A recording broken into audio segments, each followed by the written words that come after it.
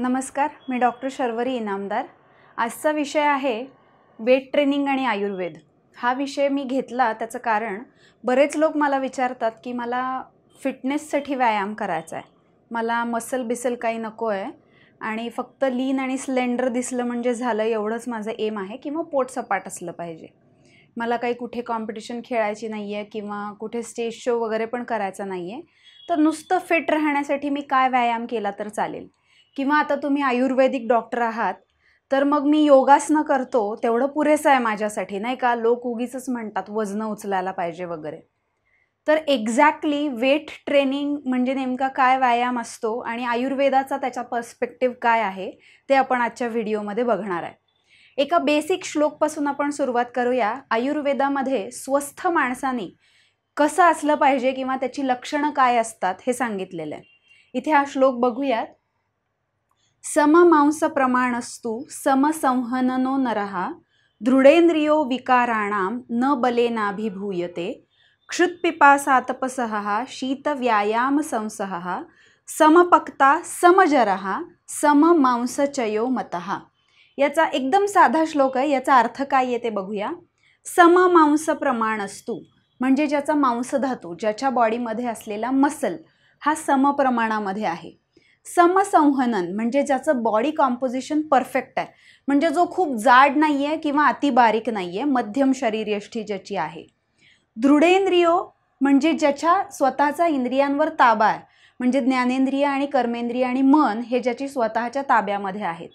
विकाराणाम न बलेनाभिभूयते, जो विकारांना सहजासहजी बळी पडत नाही, जो ज्याची इम्युनिटी स्ट्रॉंग आहे, ज्याला सहजासहजी आजार होत नाहीत। क्षुत पिपासा आतपसः, क्षुधा म्हणजे भूक, पिपासा म्हणजे तृष्णा तहान आणि आतप म्हणजे ऊन। ज्याला तहान भूक ऊन, शीत म्हणजे थंडी, व्यायाम म्हणजे व्यायामाने होणारे कष्ट, संसहः हे सगळं सहन होतं। समपक्ता समजरः म्हणजे ज्याला खाल्लेलं नीट पचतं आणि त्याचं जरण किंवा ॲसिमिलेशन म्हणजे अन्न जे खाल्लंय त्याचं शरीर भावामध्ये रूपांतर हे समप्रमाणात होतं। आणि सममांसचयो मतः म्हणजे काय, ज्याचा मांसधातूचा चय म्हणजे काय, ॲनाबॉलिझम मेटाबॉलिझम हा समप्रमाणात आहे। या एकाच श्लोकामध्ये स्वस्थ व्यक्तीकडे काय काय असतात गुण हे सांगताना सममांस प्रमाण, समसंहनन, सहन करण्याची शक्ती, सममांसचय 4, 5, 6 वेळा ह्या गोष्टीवर स्ट्रेस केलंय की तुमचा मांसधातू हा तुमच्या स्वस्थ किंवा फिट असण्यामध्ये खूप महत्त्वाची भूमिका बजावतो। मग आता जर तुम्हाला फिट राहायचं आहे, स्वास्थ्य संपन्न राहायचं आहे, तर तुम्हाला काय करायला पाहिजे? तुम्हाला अशा पद्धतीचा विहार असायला पाहिजे, म्हणजे व्यायाम तुम्ही अशा पद्धतीचा करायला पाहिजे जेणेकरून तुमचा मांसधातू आणि अस्थिधातू बळकट होईल, म्हणजे तुमचे मसल्स आणि बोन्स स्ट्रॉंग होतील।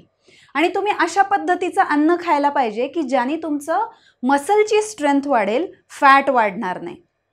या सगळ्या प्रकारामध्ये ज्या वेळेला तुमचा मसल स्ट्रॉंग असतो त्यावेळेला तुमची स्ट्रेंथ जास्त असते। आणि म्हणून नेहमी म्हणताना मी काय म्हणते, ह्या पृथ्वीवरचा बळकट होण्याचा एकमेव मार्ग म्हणजे वजन उचलण्याचा व्यायाम करणे आणि अशा पद्धतीचा आहार खाणे की जेणेकरून तुमची स्ट्रेंथ वाढेल। मग आता एक छोटं उदाहरण बघता येईल। तुम्ही ऐकलं असेल की जेव्हा ॲस्ट्रॉनॉट्स स्पेसमध्ये जातात तेव्हा तिथे ग्रॅव्हिटी नसल्यामुळे त्यांची बोन डेन्सिटी कमी होते। आपली इथे पृथ्वीवर असताना बोन डेन्सिटी कमी होत नाही कारण आपण ग्रॅव्हिटीमध्ये आहोत। मग तुम्ही वजन उचलण्याचा व्यायाम करता म्हणजे काय करता, तुम्ही स्वतःसाठी एक्स्ट्रा ग्रॅव्हिटी क्रिएट करता, जेणेकरून तुमच्या बोन्सना आणि मसल्सना तुम्ही एक्स्ट्रा काम द्याल आणि ते बळकट होतील। स्त्री असू, तुम्ही स्त्री असाल, पुरुष असाल, लहान मुलं मुली असतील, तरुण वृद्ध असतील, रोगी असतील, स्वस्थ असतील, कोणीही असतील, या सगळ्यांना स्वतःची कार्यक्षमता टिकवायची असेल, तारुण्य टिकवायचं असेल, त्याच्यानंतर स्वतःला जास्त तुम्हाला प्रोडक्टिव्ह बनवायचं असेल तर तुमच्या शरीरातलं प्रोडक्टिव्ह बॉडी मास जे आहे ते जास्त पाहिजे। तेच सुद्धा आयुर्वेद सांगतो। ज्या गोष्टींनी, ज्या व्यायामाने तुमचं स्थैर्य आणि बल वाढणार आहे तो व्यायाम रोज सगळ्यांनी केला पाहिजे असंच आयुर्वेदामध्ये सांगितलेलं आहे। त्याच्यामुळे तुम्हाला वेगवेगळे सारखे हाडांचे विकार होत असतील, डायबिटीज सारख्या मेटाबॉलिक डिसऑर्डर्स असतील, की ज्याच्यामध्ये तुमचे मसल्स जे आहेत ते इतके वाळून सुकून गेलेले असतात की बॉडीमध्ये नुसतं फॅट उरलेलं असतं. कधी कधी हे तुम्हाला जाणवत नाही डे टू डे लाईफमध्ये, पण हळूहळू हळूहळू तुमची कार्यक्षमता एकदम कमी होऊन जाते, इम्युनिटी वीक होते, उत्साह आत्मविश्वास राहत नाही. आणि या सगळ्या पाठीशी मग व्यायाम म्हणून तुम्ही फक्त जर योगासनं किंवा पळणं या दोनच गोष्टी करत राहिलात तर त्यांनी तुमच्या शरीरावर आवश्यक असणारं मांस जे आहे ते वाढत नाही. त्याच्यामुळे व्यायाम करताना मागे सुद्धा एका व्हिडिओमध्ये मी तुम्हाला सांगितलंय, तुमच्या हार्टसाठी तुमचा कार्डिओ रेस्पिरेटरी एन्ड्युरन्स महत्त्वाचा आहे. फ्लेक्झिबिलिटीसाठी तुम्ही स्ट्रेचिंग करणं महत्त्वाचं आहे. पण वारंवार हे सांगूनही लोकांना पटत नाही की व्यायाम करण्याचा, वजन उचलणं हा खूप मोठा भाग आहे. आणि आयुर्वेदामध्ये वजनं उचलण्यासाठी कधीही वजनं उचलू नका, तो शाखा व्यायाम आहे, कोष्ठ व्यायाम करायला पाहिजे असं सांगितलेलं नाही आहे. उलट वजनं उचलणं हा कोष्ठ व्यायाम म्हणजे तुमच्या कोअरचाच व्यायाम आहे, जेणेकरून तुम्ही स्ट्रॉंग होणार आहात. आणि नेहमी सांगताना मी काय म्हणते, strength can never be a weakness. तुम्ही जेव्हा तुमचे मसल्स आणि बोन्स स्ट्रॉंग करता त्यावेळेला तुम्ही स्ट्रॉंग होता. आणि स्ट्रॉंग होणं हा तुमचा वीकनेस कधीच असू शकत नाही. त्यामुळे नुसतं फिट दिसण्यासाठी नाही तर खरं फिट राहण्यासाठी तुम्ही व्यायाम करा.